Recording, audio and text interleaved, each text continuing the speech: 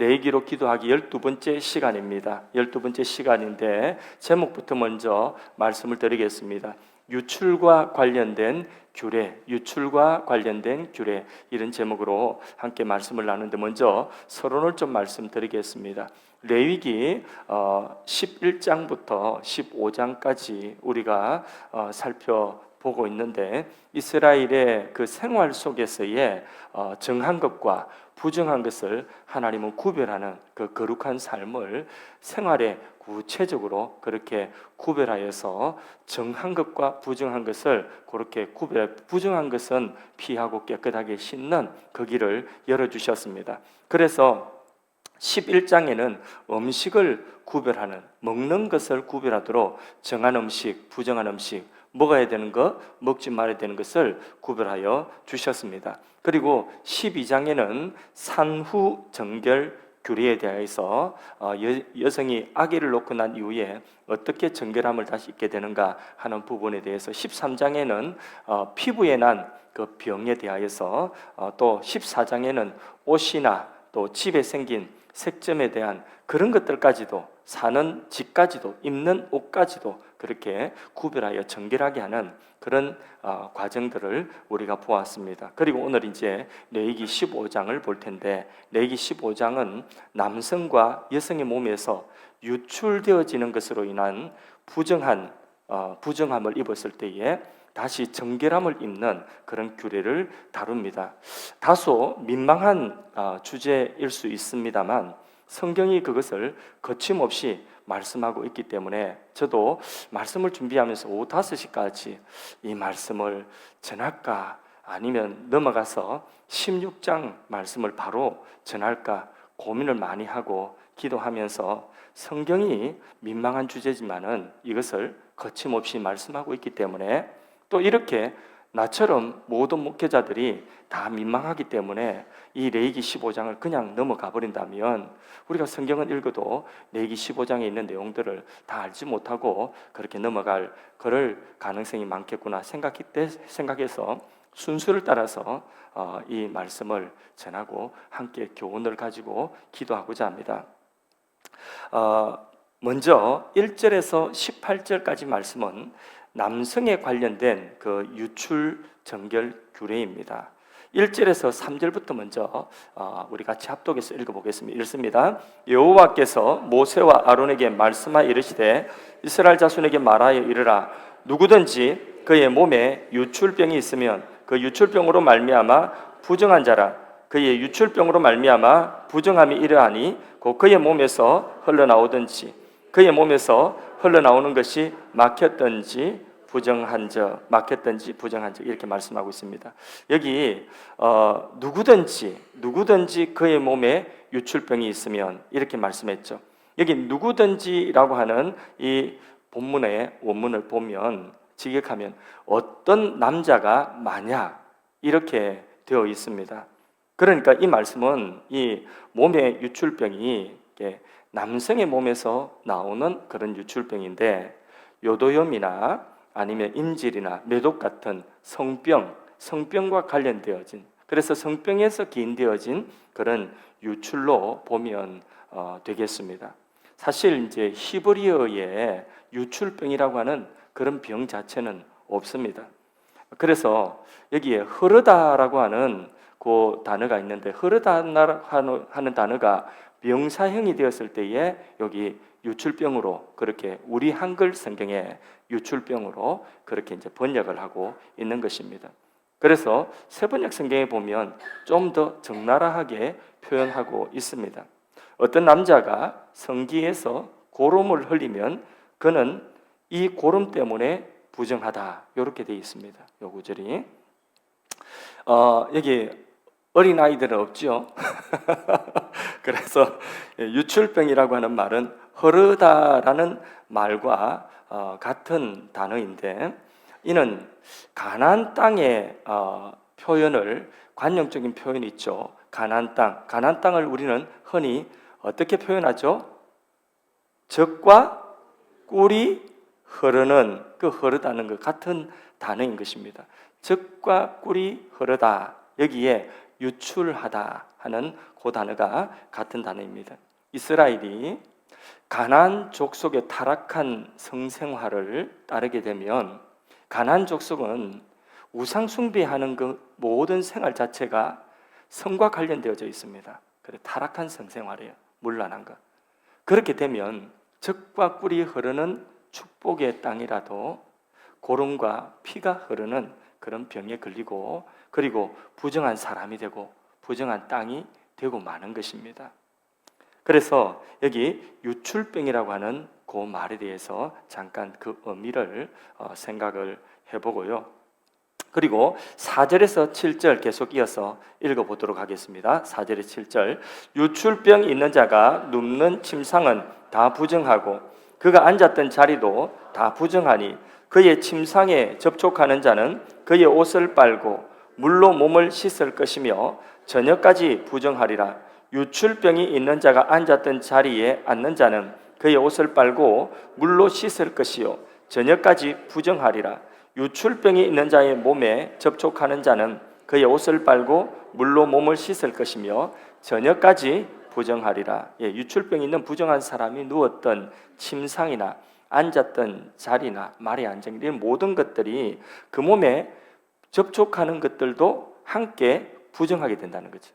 이 부정한 사람, 유출에 이 부정함이 있는 사람, 이 사람의 몸에 접촉되어진 모든 것들이 함께 부정하게 된다. 그 중에서도 레위기 15장은 침상을, 여기도 4절에 보면 유출병 있는 자가 눕는 침상은 부정하고, 그 뒤에 또 그의 침상에 접촉하는 자는 또 부정하게 되고, 이런 식으로 침상이라고 하는 단어가 여러 군데 언급이 됩니다. 레위기 11장에 거룩한 생활의 규례, 성결한 생활의 규례를 음식에서부터 시작해서, 식탁에서부터 시작해서 이제 레위기 15장 마지막 부분에 와서는 어디로 가느냐, 이게 침실에 대한 부분까지도 그렇게 가게 되는 거죠. 그 은밀한 영역까지도 다 거룩해야 된다. 식탁과 침실, 이 두 자리가 가정과 삶에 있어서 가장 중요한 자리 아니겠습니까? 그 두 곳이 정결해야 된다는 것이죠. 그래야지, 정결해야지 그 가정도 정결해지고 공동체도 정결해질 수 있음을 보여주는 그런 구조입니다. 11장에서 15장까지.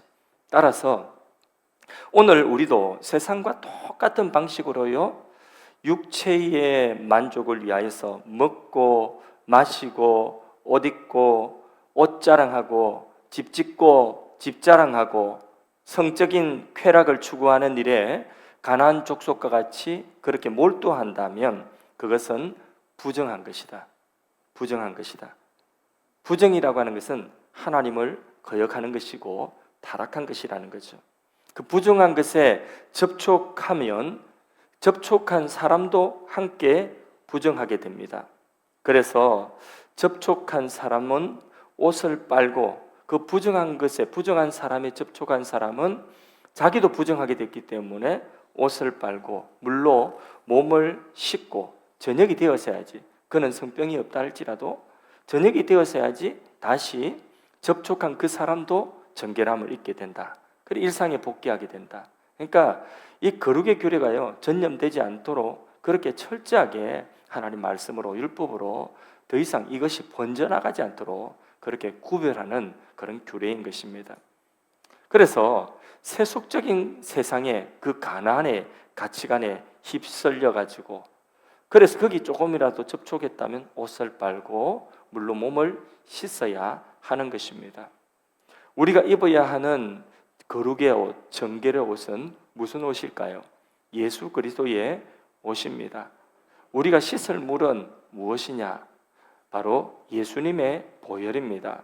예수로 옷 입고 예수님의 보혈로 우리 오늘 시대에 깨끗함을 입고 정결해질 수가 있는 것입니다. 그래서 우리의 생각에서부터 우리의 모든 행위까지도 예수님의 보혈로 덮어서 그 예수님의 보혈로 깨끗함, 정결함을 입도록 하나님은 우리에게 보혈의 은혜를 허락하여 주신 줄로 믿습니다. 그래서 여기 씻는다 하는 이런 모든 것들은 다 구약시대는 정결 예법으로 씻었지만은, 그러나 오늘 우리가 거룩하게 되고 깨끗하게 씻는 것은 예수님의 보혈로 씻는 것입니다. 할렐루야. 우리가 이 세상 살아가면서 그리스도인으로서 이 세상 속에서 똑같이 직장 다니고 똑같이 식당에 가고 똑같이 돈 벌고 돈 쓰고 세상 사람들과 살아가는 방식이 똑같은 것 같아도 사실 그 속에 삶의 원리는 다릅니다. 우리는 하나님의 말씀에 그 원리를 따라 살아가는 것입니다. 세상 사람들이 사는 원리는 나름대로 이상한 그런 어떤 가치들이 있겠지만은 결국은 뭐냐? 먹고 마시고 좋은 옷 입고 편한 집에 잠자고 그것 자랑하고 그리고 거기서 떠나서 육체의 쾌락을 즐기는 것, 그것이 바로 세상 사람들의 복이라고 이야기하지만은 우리는 이 세상 살아가면서 그렇게 살아가는 존재가 아닙니다. 하나님의 말씀의 원리에 따라서 똑같은 일을 하더라도 그 속에 우리를 움직이는 동기가 하나님의 말씀이 되어야 되는 줄로 믿습니다. 그래서 말씀에 근거해서 살아가야 되지 세속적인 가치관에 의해서 레위기 11장에 15장까지 말씀하는 그대로 우리가 세상 사람들을 구별 없이 그냥 그들과 똑같이 먹고 마시고 입고 자고 살고 집 짓고 여기에 그리고 성적인 쾌락을 누리고 여기에 우리의 마음이 가해서 그래서 오빠 언니하고 맨날 그렇게 연애하는 일에 마음을 다 기울여 살아가는 그런 존재가 아니라는 것입니다. 우리는 하나님의 말씀 안에서 살아가야 되는 거룩한 자들인 줄로 믿습니다. 8절에서 12절까지 말씀도 같은 말씀인데 읽어보겠습니다. 유출병이 있는 자가 정한 자에게 침을 뱉으면 정한 자는 그의 옷을 빨고 물로 몸을 씻을 것이며 저녁까지 부정하리. 이 나쁜 놈이에요. 나쁜 놈. 지가 부정하면서 침을 뱉어가지고 그 침이 묻도록 해가지고 부정하게 만든 이 나쁜 놈이죠. 완전히 이거는 악의가 가득한 놈입니다. 그 다음에 유출병이 있는 자가 탔던 안장은 다 부정하며 그의 몸 아래에 닿았던 것에 접촉한 자는 다 저녁까지 부정하며 그런 것을 옮기는 자는 그의 옷을 빨고 물로 몸을 씻을 것이며 저녁까지 부정하리라. 유출병이 있는 자가 물로 그의 손을 씻지 아니하고 아무든지 만지면 그 자는 그의 옷을 빨고 물로 몸을 씻을 것이며 저녁까지 부정하리라. 유출병이 있는 자가 만진 질그릇은 깨뜨리고 나무 그릇은 다 물로 씻을지니라. 아멘. 하여튼 유출병이 있는 자가 접촉했던 모든 것들은 다 부정하게 됩니다. 꼭 영화에 나오는 요즘에 좀비 아시죠? 꼭 좀비 같아요. 그래서 접촉하면 강력한 부정, 그 강력한 부정이 부정의 원인이 되어서 같이 부정해지는 거예요. 이렇게 만지면 이것도 부정, 이것 만지면 이것도 부정. 전부 다 유출병이 있는 이 사람, 부정한 사람이 만지는 것은 전부 다 부정해져 거룩지 못한 것이 되어버리는 것이죠. 사람도 그 사람 접촉하면 역시 부정한 사람이 되어버리는 거죠. 그래서 그 사람도 그 정결구리를 따라서 정한 그 정결구리의 절차를 거쳐야지 정결하게 되는 것입니다. 그러니까 얼마나 불편합니까? 모든 것 만지는 것마다 만나는 사람마다 다 부정하게 만들어버리니까 좀비죠 완전히. 영적으로 우리도 오늘 믿음으로 하지 않는 모든 것들 다 뭐라고 했습니까? 성경에 믿음으로 하지 않는 것은 죄라고 했죠. 그죠? 그게 다 부정한 거예요. 믿음으로 하지 않는 것은 다 죄입니다. 그래서 하나님 떠난 사람들이 하는 모든 행위와 거기에 사용한 모든 것들은 정합니까? 부정합니까? 그럼 부정한 것이 되는 거예요. 그래서 불의의 병기가 되는 거죠. 이 물 한 모금도 하나님 떠난 사람이 이 물 한 모금 마시는 것은 이 물을 마시고 이 물이 뭐가 되느냐? 이 부정한 데 사용한 불의의 병기가 되는 거예요. 하나님 떠나서 죄짓고 하나님 떠나서 하나님 없이 살아가는 모든 삶이 믿음으로 하지 않는 모든 삶이 죄라고 하는데 죄의 병기가 되는 거예요. 밥을 먹으면 밥도 죄의 병기가 되는 것이고 그 사람이 사는 집은 그 사람이 사는 집도 죄의 병기가 되는 것이고 그 사람이 차 타고 다니면 그 차도 죄 짓는 데 돌아다니니까 그 차도 불의의 병기, 죄 짓는 병기가 되는 것입니다. 모든 것이 이 사람 접촉하는 것은 다 부정한 것이 되어버리는 것이죠. 그래서 만물이 탄식하면서 로마서에 보면 고대하는 것은 모든 만물조차 탄식하며 고대하는 것은 뭐라고요? 그 부정한 사람들에게 죄 짓는데 이게 사용되어지고 하나님이 없이 살아가는 그 삶에 하나님 대적하고 하나님 거스리는 그 삶에 이 물 한 모금이라도 사용되어지는 그것이 이 만물이 말을 할 수 있다면, 이 물 한 병이 말을 할 수 있다면 탄식한다는 것입니다. 내가 왜 여기에 쓰임받아야 되느냐, 내가 왜 여기에 불의한 일에 쓰임받아야 되느냐 하고 탄식을 한다는 것입니다. 그러면서 만물이 말을 할 수 있다면 뭐라고 외친다고 했습니까? 하나님의 아들들이 나타나는 것을 고대한다고 했습니다. 하나님의 아들들이 어떤 사람들입니까? 하나님의 아들들이 예수 피로 거룩함을 입은 자들이죠. 하나님의 거룩한 자녀들이 된 자이죠.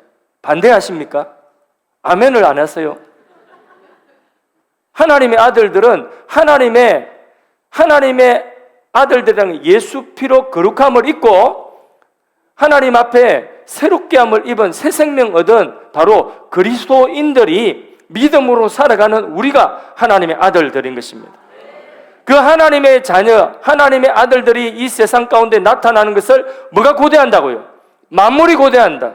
기왕이면 이 물병도 인격이 있고 말을 한다면 이 물병도 누구한테 쓰임받기를 원한다는 거죠? 예, 설교하는 장 목사가 이 물 묻기를 얘가 소원한다는 거죠. 찬양하는 여러분들에게 이 물 한 모금이 마셔져서 목이 축여지고 시원해서 목이 다시 트여지기를 소원한다는 것입니다. 말을 할 수 있다면 얘가 로마서에 그렇게 표현을 하고 있는 것입니다. 모든 만물에 고대하는 바는, 피조물에 고대하는 바는 하나님의 아들들이 이 세상에 나타나기를 고대한다고 했습니다. 모든 것들이 누구에게 쓰임받기를 원하냐면 믿음으로 사는 사람에게 믿음의 그 행위에 쓰임받기를 원한다는 것입니다. 그러면 이 말은 이렇게 믿음의 행위에 여기에 물 한 병이 쓰임받았으면 이 물병도, 이 물 한 모금도 뭐가 되는 거죠? 거룩한 것이 된다는 거죠. 반대로 죄 짓는데 이 물이 쓰이면 막 오늘 금요일 불금에 나이트 가가지고 막 띵까띵까 놀면서 목이 말라가지고 이 물 한 모금 마시고 이 물이 쓰였다고 한다면 그러면 이것이 불의한 물이 되는 것이에요. 불의한 재료가 되는 것입니다. 반대로 오늘 금요 기도에 와가지고 우리가 하나님 앞에 찬양하면서 물 한 모금이 그렇게 쓰여졌다면 이 물은 거룩한 것이 된다는 거죠. 우리가 만지는 모든 것들이 거룩한 것이 되어야 되는 것입니다.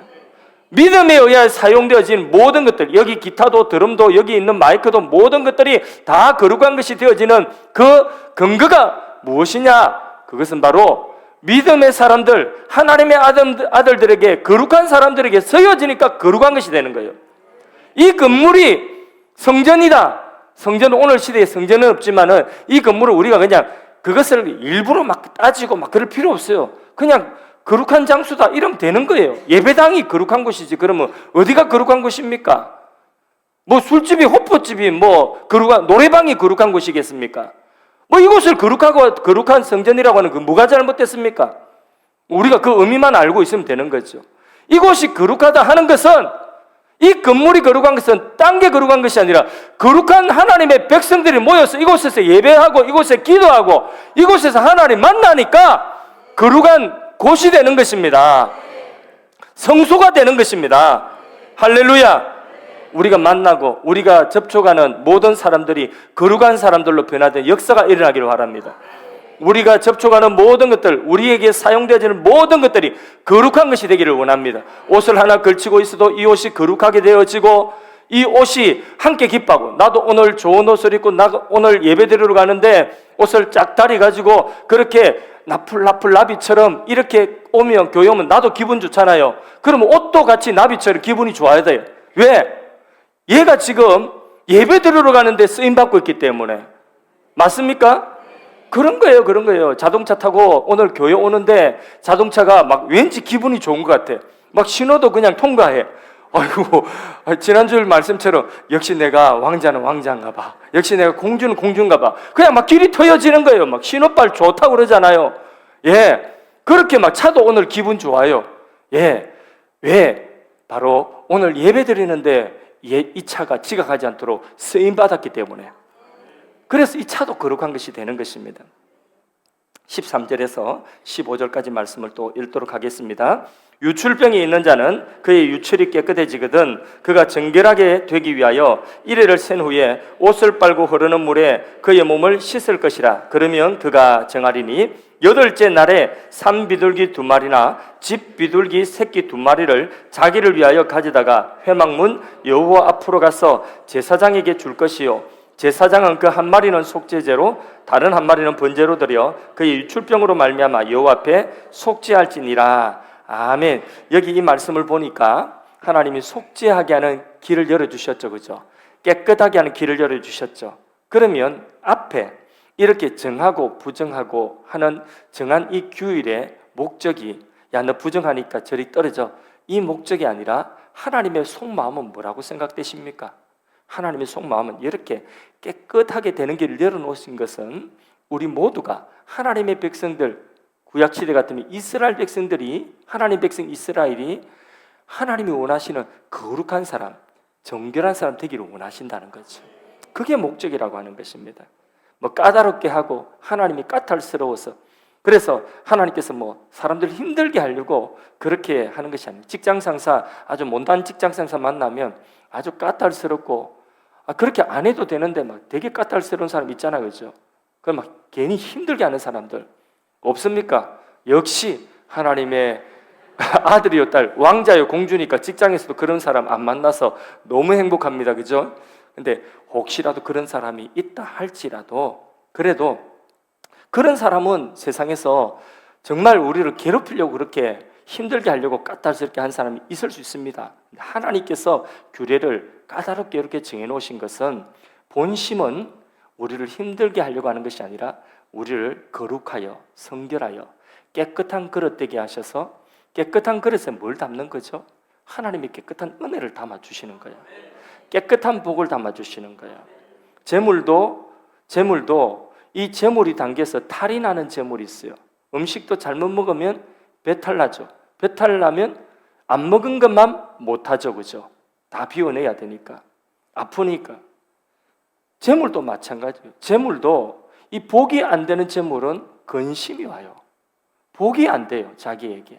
그런데 재물도 하나님이 주시는 분복의 재물은요, 근심이 없어요. 얼마를 하나님이 주시든지 간에 근심이 없어요. 왜? 복이기 때문에 그런 것입니다. 하나님은 깨끗하게 거룩하게 하여서 정결하게 하여서 뭘 담아 주시려고요? 하나님의 은혜와 복을 담아 주시려고. 그게 담길 수 있는 그릇이 깨끗해야 되거든. 그러니까 이스라엘이 정결하고 거룩해야지 하나님의 거룩한 은혜를 하나님 담아주신 복을 담고 그 복을 가지고 세상의 복의 통로가 될 수가 있는 것입니다. 그래서 깨끗하게 하시고 거룩하게 하시는 것이 본심이에요. 그래서 부정한 것, 부정이 더러운 것 이거를 딱 잘라가지고 이거는 부정하다 하나님 정해놓고 그리고 그것을 부정하다 끝내는 것이 아니라 항상 뒤에 보면 그것이 깨끗하게 되어지는 그 씻는 길을 열어주셨다는 것이죠. 그리스도인들은 은밀한 죄까지도 기꺼이 주님 앞에 내어놓고 깨끗함을 입어야 되는 것입니다. 그렇지 않으면 가장 자신과 가까운 사람들이 해를 받게 됩니다. 가정이 해를 받고 교회가, 공동체가 손해를 받게 됩니다. 무엇보다도 그 사람이 주님의 은총을 받지를 못하는 것입니다. 하나님의 은혜를 받고 하나님의 복을 담을 수 있는 그릇이 돼야 되는 거죠. 그래서 주님께서는 이것을 세상 사람들 기준에서 볼 때는 별것 아닌 것처럼 생각되어도 그래도 하나님은 그것을 정한 것과 부정한 것으로 딱 갈라서 부정하다, 이것은 깨끗하게 씻도록 하시는 거죠. 정결하도록 하시는 거죠. 할렐루야. 예수님의 보혈로 씻지 못할 죄는 없습니다. 믿습니까? 돌이키면 창기 같은 사람이라도 구원받습니다. 기생나합이 그냥 기생, 술 한잔 하세요 이런 기생이 아니라 기생나합이 고대 문헌에 보면 그 당시에 여리고성의 그런 기생이었다고 한다면 이 몸 파는 사람이에요. 성경이 말씀하는 창기와 같은 사람입니다. 근데 이런 사람이라도 그리스도의 계보에 들어가는 거죠. 이 얼마나 존귀한 사람이 되는지 모릅니다. 예수님의 보혈로 씻지 못할 죄는 없습니다. 주의 보혈 능력이 또다. 주의 피 믿어. 주의 보혈 그 어린 양의 매우 귀중한 피로다. 육체의 정욕을 육체의 정 이기림은 보혈의 능력. 주의 보혈 정결한 마음을 얻게 하니 참 놀라운 능력이로다. 주의 보혈 능력이 또다. 주의 피 믿어. 주의 보혈 그 어린 양의 매우 귀중한 피로다. 할렐루야. 우리의 죄를, 우리의 모든 부정한 것을 씻는 것은 예수님의 보혈의 능력입니다. 할렐루야. 자, 이렇게 15절까지 말씀을 봤는데 16절에서 18절까지, 여기까지가 이제 남성의 유출 규례인데 한번 좀 민망하지만 읽어보겠습니다. 16절에서 18절까지 읽습니다. 설정한 자는 전신을 물로 씻을 것이며 저녁까지 부정하리라. 정수가 묻은 모든 옷과 가죽은 물에 빨 것이며 저녁까지 부정하리라. 남녀가 동침하여 설정하였거든 둘 다 물로 몸을 씻을 것이며 저녁까지 부정하리라. 이 16절에 18절 사이는 비정상적인 유출이 아니라 정상적인 유출을 이제 다루고 있습니다. 하나님이 생육하고 번성하라고 말씀하셨죠, 그렇죠? 자, 생육하고 번성하는 정상적인 관계 속에서 이 과정의 유출, 이 유출을 왜 부정하다고 했을까? 그런 생각을 안 해보셨죠? 당연히. 왜 부정하다고 하셨을까? 그냥 성은 부정한 것이니까. 아니에요. 성은 부정한 것이 아니에요. 하나님이 아담과 하와, 남자와 여자를 가정을 이루게 하신 그 성은 절대로 부정한 것이 아닙니다. 하나님의 명령입니다. 생육하고 번성하라. 근데 왜 여기에 이 부정하다고 이렇게 말씀하셨을까요? 위생적인 이유도 분명히 있겠지만은 레위기가 말씀하는 중심 사상을 이해를 해야 됩니다. 레위기의 중심 사상은 뭐죠? 거룩이죠, 그죠? 거룩.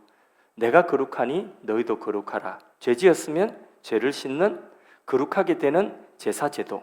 그리고 삶의 일상의 삶 가운데 정하고 부정한 것, 음식 먹는 것부터 시작해서 정하고 부정한 것, 혹시 부정하게 되었을 때 다시 정결케 되는 방법, 이게 레위기의 내용이고, 그 핵심되는 주제 한 가지로, 한 단위로 요약하라고 하면 거룩이죠, 그죠? 다시 말해서 정하고 부정한 것, 그것을 가르고 있는 것이 레위기입니다. 정하고 부정한 것은 누가 정합니까? 누가 정해요? 하나님이 정하는 거 맞습니까? 예.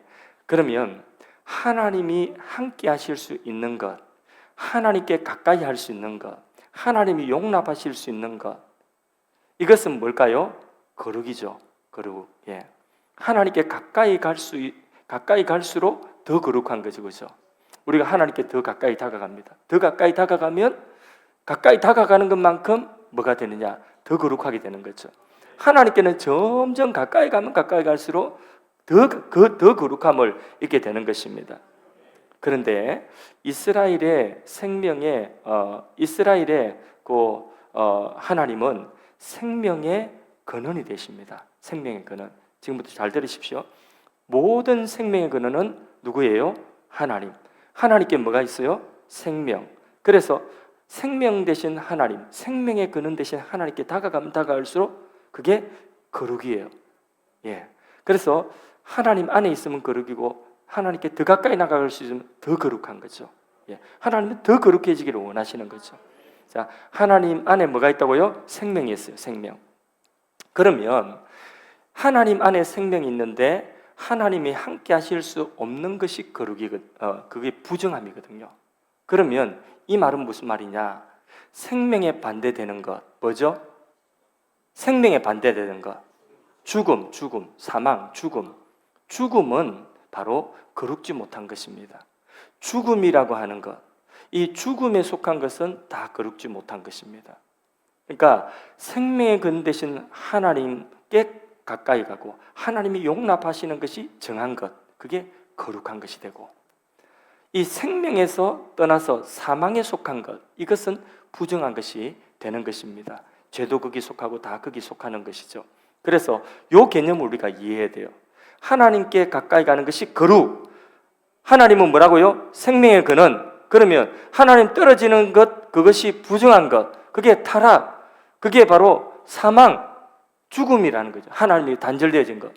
그러면 이렇게 하나님이 생명과 사망의 이 기준을 이렇게 딱 세워놨다고 한다면, 그러면 레위기의 거룩을 우리가 이런 규정에서 레위기의 거룩을 이해를 해야 되는 거죠. 이해를 해야 되는 거죠. 그래서 생명과 반대되어지는 죽음을 부정한 것으로 정의한다. 그게 레위기의 중심되는 내용입니다. 이해가 되시죠? 그걸 이해하면, 그러면 레위기 보면 죽은 시신을 만지라 했어요? 만지지 말라고 했어요? 왜요? 그럼 부정하는 거니까. 그래서 동물의 사체까지도 죽은 것을 혹시라도 실수라도 만지면 어떻게 되죠? 부정한 것이 되는 거예요. 그게 부정한 것이 되는 거예요. 이해가 되시죠? 왜 동물의 시체를 만졌는데 부정한 것이 되느냐? 왜 우리 아버지 죽어가지고 염을 했는데, 그런데 그 아버지 시체 만졌다고 부정한 것이 되느냐? 부정하다고 했거든요. 왜 그게 부정한 것이 되느냐 할 때에 바로 거룩이라고 하는 그 정의를 우리가 알 때 그게 이해가 되는 거죠. 이해가 되셨어요? 생명의 근원 되신 하나님, 그 하나님께 가까이 가면 거룩이, 하나님이 떨어지면 그게 사망이고 그게 바로 부정이 되는 거예요. 그래, 그 부정한 죽음을 만졌을 때, 시체를 만졌을 때에 시체 만진 그것도 부정하게 된다는 거죠. 자, 본문에 그러면 그런 이해를 가지고 본문의 남성의 유출도 양면이 있어요. 양면. 먼저는 정당한 생명과 정당한 성생활의 축복으로서 이 유출은 그 긍정적인 그런 축복으로서의 하나의 기능이 있고요. 또 하나 동시에 그것이 몸 밖으로 유출된다는 것 자체가 또 다른 죽음을 의미하게 되는 거죠. 그래서 그것 때문에 이 유출을 뭐라고 한다? 부정이라고 한다는 거죠. 그래, 이해가 되시죠? 거룩의 그 개념을 우리가 바로 알면 이게 이제 이해가 되는 거죠. 여기까지 이해했다면 여러분 상당한 신학적인 수준에 이르렀습니다. 웬만한 목사님들이 잘 몰라요. 우리끼리 하는 이야기예요. 더 나아가서 이 말씀을 우리에게 이제 교훈을 삼고자 한다면, 죄악된 인간 죄악된 이 인간인 나는 무엇을 하든지 완전하지 않다는 것을 우리가 알아야 돼요. 다시 말해 양면이 있다는 거예요. 우리가 하는 일들은, 우리가 아무리 훌륭한 사람이라 할지라도 우리가 하는 일들은 양면이 있다. 가장 선한 것도 그 한계를 가지게 된다는 것입니다. 죄인에게서 나온 모든 것이 결국은 죄이기 때문에 예수님의 속죄가 우리에게는 무조건 필요합니다. 우리가 온전하다고 생각하는 그것들도 사실 우리가 하는 일들은 온전하지 않아요. 그래서 예수님의 보혈로 또 씻어야 돼요. 오늘 내가 설교하고 설교 마치고 나서 나는 하나님 말씀을 전한다고 전했지만은, 설교한다고 하는 이 거룩한 행위를 했지만은 이 설교 자체에 인간이 한 설교이기 때문에 이게 부족한 부분이 있는 거예요. 또 하나님의 온전히 미치지 못하는 거죠. 그러면 이것을, 그 부족한 부분을 뭘로 씻어야 되느냐? 예수님 보혈로 또 씻어야 돼요. 그렇게 나는 설 수밖에 없어요. 여러분 찬양팀도 마찬가지예요. 열심히 한다고 하지만은 그것도 불완전한 거예요. 어떤 사람한테는 은혜가 안 될 수도 있어요. 그렇기 때문에 이런 것들이, 우리가 하는 모든 것들이 다 예수님 보혈로 씻어야 되는 것입니다. 우리가 하는 모든 일들, 그러니까 여기에 인간에게 가장 고귀한 행위인 생명을 잉태하는 과정에 유출이 있지 않습니까? 그 과정에도 한계가 있다는 거죠. 양면이 있다는 것을 우리에게 보여주고 있는 것입니다. 인간은 항상 유한하고 불완전하기 때문에 완전한 하나님의 은혜를 입어야 됩니다. 모든 면에서 그러합니다. 아무리 아름다운 색이라 할지라도 색은 색깔에는 빨간색, 노란색, 또 무슨 색 할까요? 파란색, 삼원색이죠. 이 삼원색이 되게 이쁘잖아요. 하나씩 볼 때는. 노란 것도 이쁘고 빨간 것도 이쁘고 다 이쁜데 이걸 섞어보세요. 섞으면 색이 어떻게 되죠? 탁해지죠. 점점 탁해집니다.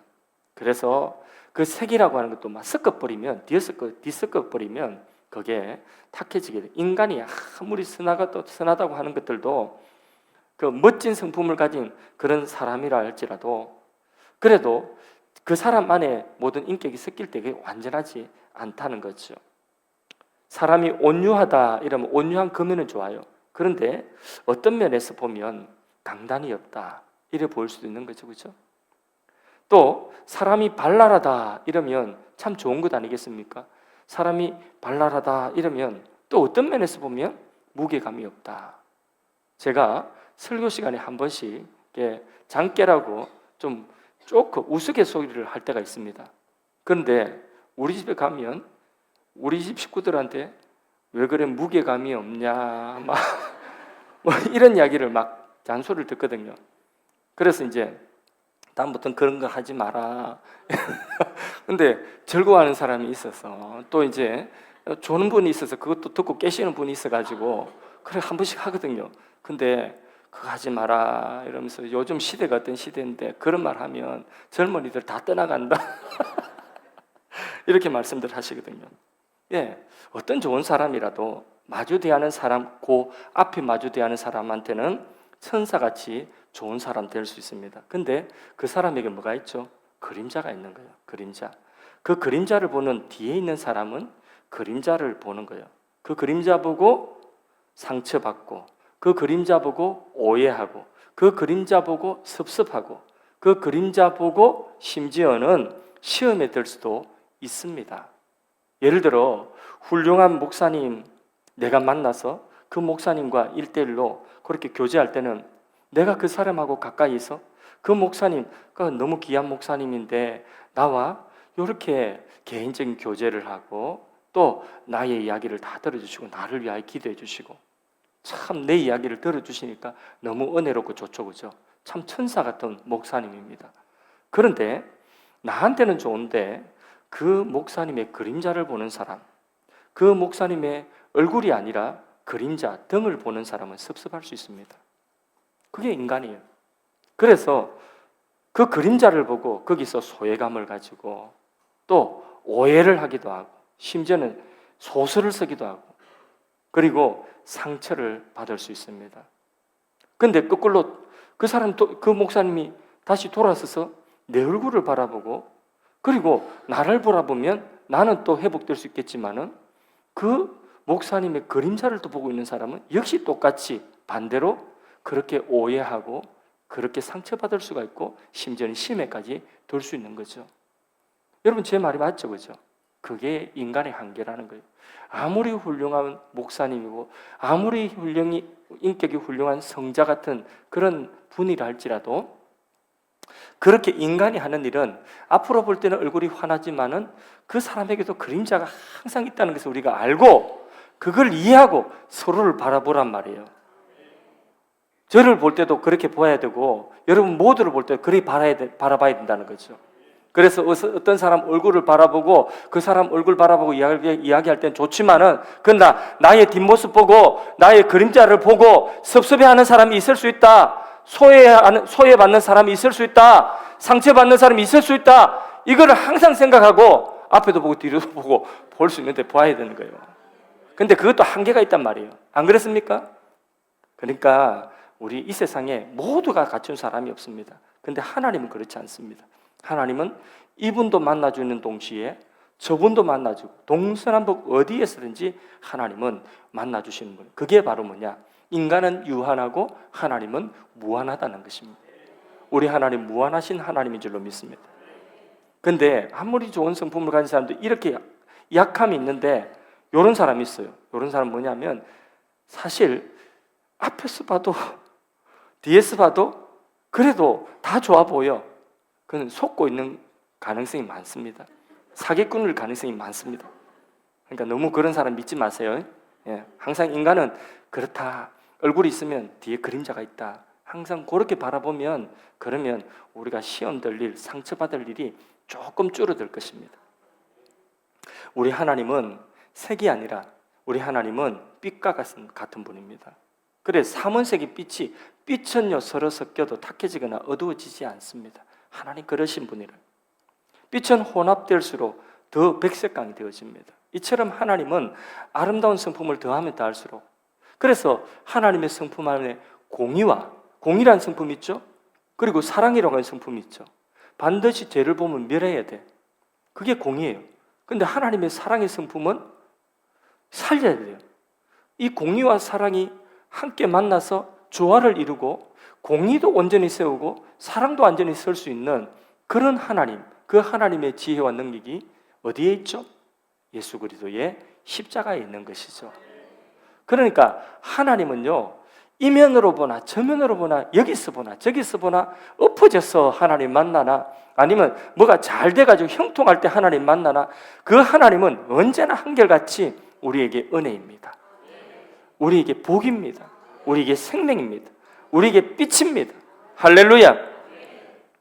사람의 생명력은 제한되어져 있습니다. 생명이 담긴 이 액체, 이 정수도 새로운 생명을 창조하기도 하지만은 생명을 손실하게 유출되었을 때는 또 손실하게 돼요. 그래서 순기능을 인정하지만은 생명을 손실하게 만드는 그 사망이라고 하는 그 개념을 우리가 생각하면 여기에 그 유출을 뭐라고 한다고요? 부정이다. 이렇게 말씀을 하고 계신 것입니다. 여러분, 그러므로 오늘 우리는 이 세상 살아가면서 하나님이 우리에게 주신 말씀대로 이 성이라고 하는 것도 이 세상의 가치와 기준을 따라가면 안 됩니다. 세상 가치관은요, 성을 자꾸 미화해요. 그래서 성경이 말씀하고 있는 그 성의 긍정적인 면 말고 부정적인 면까지도 그걸 자꾸 미화를 하고 그걸 아름다운 것이다, 그걸 좋은 것이다, 행복한 것이다, 이렇게 자꾸 교육을 하고 있습니다. 쇠뇌를 시키고 있습니다. 심지어는 학교에서도 이 성을 갖다가 사실상 자유로운 성생활 이런 것들을 학교에서 아이들에게 그걸 가르치고 있어요. 지금 우리나라도 이미 이런 교육이 들어와 있어요. 그래서 아이들에게 피임 기구를 어떻게 사용하는, 이게 성교육이에요. 사실 성이라고 하는 것은 부부 안에 이루어져야 되는 하나님 주신 선물 아니겠습니까? 근데 이걸 갖다가 이미 혼전에 아직까지 미성년자인 아이들에게 이런 것들을 피임하는 법을 가르치는, 이것은 자유로운 성을 이미 개방하여 열어놓고 있다는 거예요. 이게 세상의 가치관이라고 하는 거예요. 심지어는 어디까지 미화하느냐, 동성애까지 미화를 하고 있습니다. 그래서 동성애 그게 정당한 것이다, 그건 다양성이다, 이렇게 계몽하는 그 기자들이, 못된 기자들이 몇 명 있어요. 신문사마다. 그 기자들이 항상 제가 보니까 그 포털에 뉴스에 보니까 항상 그런 기자 쓰는 사람 몇 사람 정해져 있더라고. 이 사람들은 자기들이 계몽가라고 생각하는 것 같아요. 그래서 계속 계몽을 하고 있어요. 퀴어 축제 할 때마다 계몽합니다. 예, 이게 서구 사회는 이미 계몽이 다 돼가지고 이거 법제화 되어져 버렸어요. 오히려 역차별이 일어나고 있는데 우리나라에도 그런 일들이 계속 시도가 되고 있지 않습니까? 학생 인권 조례 이런 것을 통해서 이미 동성애, 우리 여기 공항고등학교 우리 자녀들 통해서 이야기를 들어보면요, 여기 고등학교 학생들 아이들 가운데서, 중고등학교 아이들 가운데서 이미 동성애가 죄다 이렇게 이야기를 하면, 그러면 그것에 대하여서 반발 가진 애들이 되게 많아요. 개인의 자유인데 왜 그러냐, 이런 생각을 가진 열려있는 오픈 마인드를 가진 아이들이 건 70% 80% 태반이 넘습니다. 그게 오늘 시대에 이 세속 가치관이라는 거죠. 그러니까 이런 가치관을 따라서 살아가면요, 이게 다 부정한 것이 되는 것이고 하나님 대적하는 것이 되는 것입니다. 그래서 성경은 부부 사이에 엄격하게 성을 하나님의 축복으로 주신 그 목적으로 사용하도록 하고 있습니다. 이런 권고를 세상은요, 이 성경의 권고를 세상은 고리타분한 것으로, 아주 저 박물관에 들어가야 되는 그런 사상으로, 그런 신념으로 매도를 하고 아주 무시를 하고 있습니다. 그러나 우리는 성경 말씀을 분명하게 알아야 되는 것입니다. 생명은 죽음을 내포하고 있기 때문에 우리는 주어진 삶을 최대한 선용을 해야 되는 줄로 믿습니다. 오늘 말씀을 통하여서 가장 비밀스러운 은밀한 삶의 영역까지도 주님 앞에 무릎을 꿇리어서 하나님 사랑하고 하나님께 영광이 되고 우리에게 축복이 될 수 있도록 우리는 그 모든 것들을 거룩한 것들로 만들어가는 거룩한 주의 백성 되어야 할 줄로 믿습니다. 자, 이제 시간도 많이 갔고 여기 19절에서 33절 사이에 말씀은 이제부터는 여성과 관련되어진 유출 규례입니다. 정상적인 유출, 이거는 생리 현상이죠. 비정상적인 유출, 이거는 성경이 말씀하고 있는 복음서의 혈루증 여인과 같이 몸에서 유출되어진 병입니다. 이거는 이런 비정상적인 유출 둘 다를 말하는데 원리는 똑같습니다.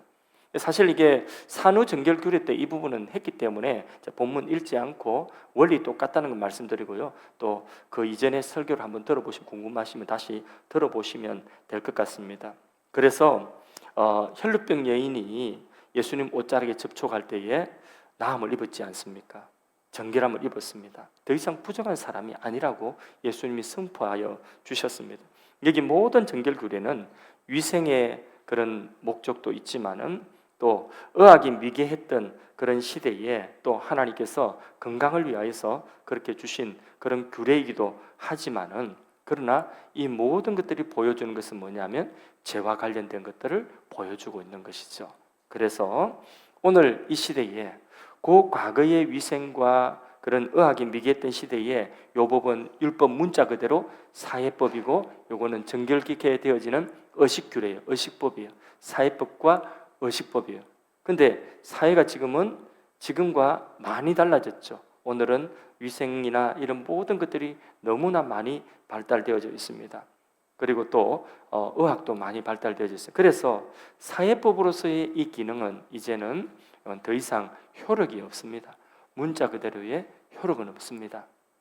또 의식법으로서의 이 규례, 정결케 되는 의식법으로서의 이 규례도 이제는 예수 그리스도께서 오셨기 때문에 이 의식도 예수님 안에서 완성이 되었어요. 온전하게 되었습니다. 그렇기 때문에 이 법의 문자 그대로는 우리가 다 지킬 필요도 없습니다. 그러나 이 법이 그리스도 안에서 온전케 되었고 완성되었기 때문에 이 법 안에 있는 그 원리, 깨끗게 하시고 정결하게 하는 그 원리는 어디에 있느냐? 바로 예수 그리스도의 십자가의 보혈로 우리를 깨끗게 한다. 모든 불의에서 우리를 깨끗게 한다. 모든 부정에서 우리를 정결하게 한다. 우리가 어떤 자리에 있든지 우리의 모든 삶을 정결하게 하시기 원하시는 하나님의 마음과 그것을 가능하게 하는 것은 예수님의 십자가의 보혈. 할렐루야. 그 보혈 안으로 우리가 가까이 들어가면 됩니다. 그 보혈 안에 있으면 됩니다. 보혈을 지나 찬양할까요? 예.